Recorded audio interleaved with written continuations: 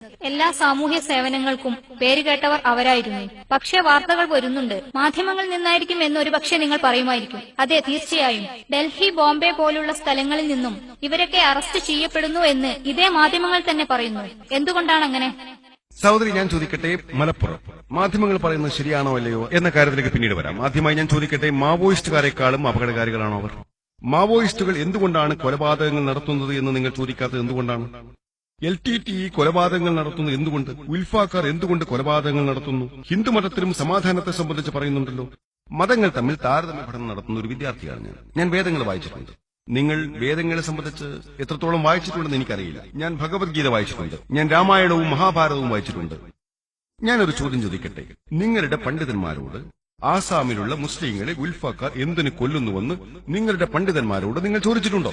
ഇന്ത്യക്കാരെയും ശ്രീലങ്കക്കാരെയും LTTE-കാർ എന്തിനാണ് കൊല്ലുന്നതെന്ന് നിങ്ങളുടെ പണ്ഡിതന്മാരോട് ചോദിച്ചിട്ടുണ്ടോ?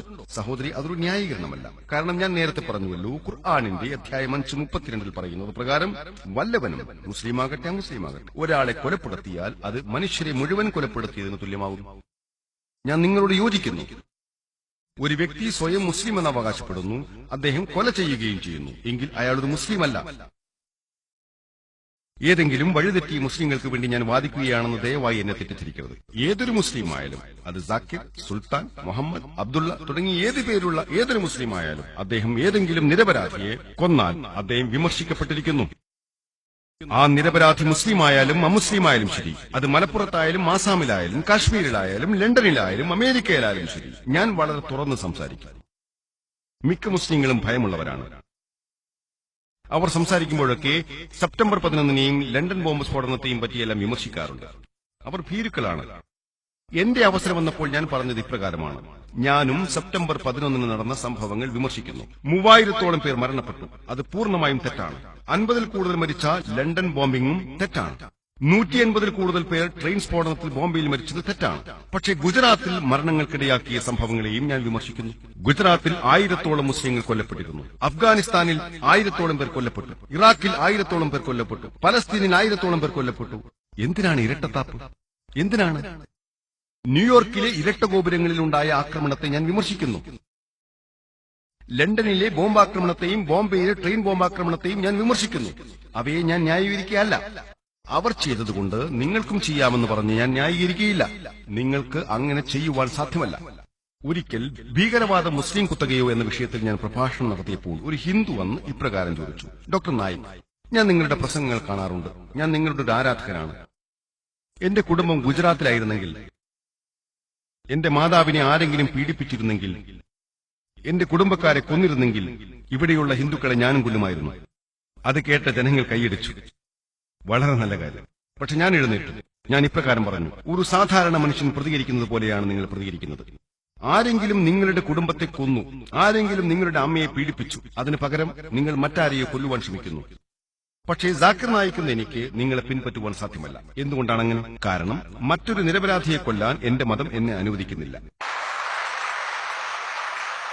ഗുജറാത്തിലെ ജനങ്ങൾ എന്തെങ്കിലും ചെയ്തിട്ടുണ്ടെങ്കിൽ നിങ്ങൾ കുറ്റവാളികളെ പിടിച്ചിട്ട് അവരെ ശിക്ഷിച്ചോളൂ, അതിന് പ്രശ്നമില്ല. അതിനു പകരം ലണ്ടനിലുള്ള ഏതെങ്കിലും ഒരു ഹിന്ദുവിനെ പിടിച്ചു കൊല്ലുവാൻ നിങ്ങൾക്ക് സാധ്യമല്ല. കാരണം അത് ഇസ്ലാമിൽ സ്വീകാര്യമല്ല.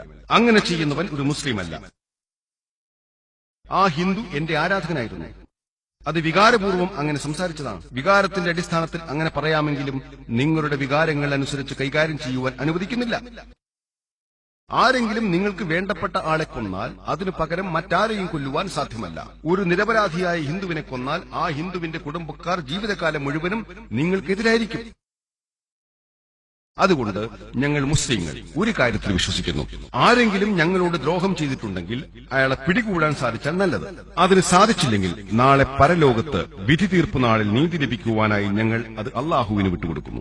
ഏതെങ്കിലും നിരപരാധിയെ കൊല്ലുവാൻ ഞങ്ങൾക്ക് സാധ്യമല്ല. അതുകൊണ്ട് തന്നെ ചെറുപ്പക്കാരായ മുസ്ലിങ്ങളെ ആകർഷിക്കുന്ന ചില മുസ്ലിം സംഘടനകൾ ഉണ്ടെന്ന് എനിക്കറിയാം. അവരെ വഴിതെറ്റിക്കാൻ ശ്രമിക്കുന്നു. നിങ്ങൾ ജിഹാദ് ചെയ്യുവിനെന്ന് പറഞ്ഞു കൊടുക്കുന്നു. ശരി, ഞാനും ജിഹാദാണ് ചെയ്യുന്നത്.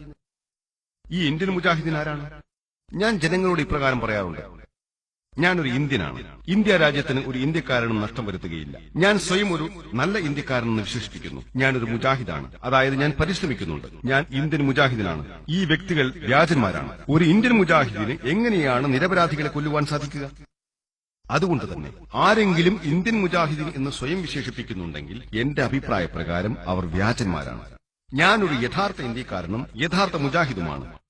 ഞാനൊരു യഥാർത്ഥ ഇന്ത്യക്കാരനാണ്. ഞാൻ ഈ രാജ്യത്തെ സ്നേഹിക്കുന്നു. ഞാൻ ഇന്ത്യക്കാരനായതിൽ അഭിമാനിക്കുന്നു. ഞാനൊരു മുജാഹിദാണ്. ഞാൻ പരിശ്രമിക്കുന്നുണ്ട്. ഇത് തെറ്റായ രീതിയിൽ ഉപയോഗിക്കപ്പെട്ട പേരാണ്. ആരാണ് അങ്ങനെ ചെയ്യാൻ ശ്രമിക്കുന്നത്? ഏത് ഇന്ത്യൻ മുജാഹിദിനാണെന്ന് എനിക്കറിയില്ല. ഏത് ഇന്ത്യനാണെന്നും ഏത് മുജാഹിദിനാണെന്നും എനിക്കറിയില്ല. ഒരു പേര് നൽകിയതുകൊണ്ട് മാത്രമായില്ല. അതുകൊണ്ട് നമുക്ക് മനസ്സിലാക്കാൻ സാധിക്കുന്നത് നമ്മൾ ഖുർആനിനെയാണ് പിൻപറ്റേണ്ടത്. മാത്രമല്ല സഹോദരി, ഏതെങ്കിലും നിരപരാധിയായ മനുഷ്യനെ ഉപദ്രവിക്കുന്നത് തീർത്തും നിരോധിക്കപ്പെട്ട കാര്യമാണ്. പക്ഷേ നാം മാധ്യമങ്ങളെയും സൂക്ഷിക്കണം. ജനങ്ങൾ ഇഷ്ടപ്പെടുന്ന വാർത്തകളാണ് മാധ്യമങ്ങൾ നൽകുന്നത്. മാവോയിസ്റ്റുകാർ എന്തെങ്കിലും ചെയ്തുവെന്ന് അവർ പറഞ്ഞാൽ ആർക്കും താല്പര്യമില്ല. ഉടൻ തന്നെ നിങ്ങൾ ചാനൽ മാറ്റുന്നു. ബോംബ് സ്ഫോടനം, ജിഹാദ് എന്നൊക്കെ പറഞ്ഞാൽ നിങ്ങൾ ശ്രദ്ധിക്കാൻ തുടങ്ങും. ആ ചാനലിന്റെ TRP ഉയരുന്നു. ധനം സമ്പാദിക്കാനുള്ള മാർഗമാണിത്. ഈ വിഷയത്തിൽ സംസാരിച്ചുകൊണ്ടേയിരിക്കും. ഇപ്പോൾ എല്ലാവരും ഷുഐബ് മാലിക്കിനെ കുറിച്ചും സാനിയ മിർസയെക്കുറിച്ചും സംസാരിച്ചുകൊണ്ടിരിക്കുന്നു. അവരെക്കുറിച്ച് നമുക്ക് എന്താണ് ചെയ്യുവാനുള്ളത്? മുഴുവൻ ദിവസവും അവരെക്കുറിച്ചാണ് മാധ്യമങ്ങളിൽ എല്ലാവരും ചർച്ച ചെയ്യുന്നത്. ഇതാണ് മാധ്യമങ്ങൾ ചെയ്യുന്നത്. ലോകം നിങ്ങളെ ഒരു വിഡ്ഢിയാക്കും. പക്ഷെ നിങ്ങളൊരു വിഡ്ഢിയാകരുത്. അതുകൊണ്ട് സമാധാനത്തിന്റെ ലോകത്തിൽ ഏറ്റവും അധികം നാശം വിരിക്കുന്നത് വാർത്താ ചാനലുകളാണെന്നാണ് ഒരു വ്യക്തി എന്ന നിലയ്ക്ക് എന്റെ അഭിപ്രായം. എന്റെ അഭിപ്രായ പ്രകാരം ഏറ്റവും കൂടുതൽ നാശം മനുഷ്യരുടെ സമാധാനത്തിന് വരുത്തുന്നത് ഈ വാർത്താ ചാനലുകളാണ്. കാരണം ജനങ്ങളുടെ സമാധാനം അലങ്കോലപ്പെടുന്നുണ്ടോ ഇല്ലയോ എന്നതിനെപ്പറ്റി അവർ ചിന്തിക്കുന്നേയില്ല. അതുകൊണ്ട് തന്നെ സമാധാനം മാത്രം പ്രചരിപ്പിക്കുന്ന ഒരു യഥാർത്ഥ വാർത്താ ചാനൽ ഉണ്ടാകട്ടെ എന്ന് നമുക്ക് അള്ളാഹുവിനോട് പ്രാർത്ഥിക്കാം. സഹോദരിയുടെ ചോദ്യത്തിനുള്ള ഉത്തരം പറഞ്ഞുവെന്ന് ഞാൻ വിശ്വസിക്കുന്നു.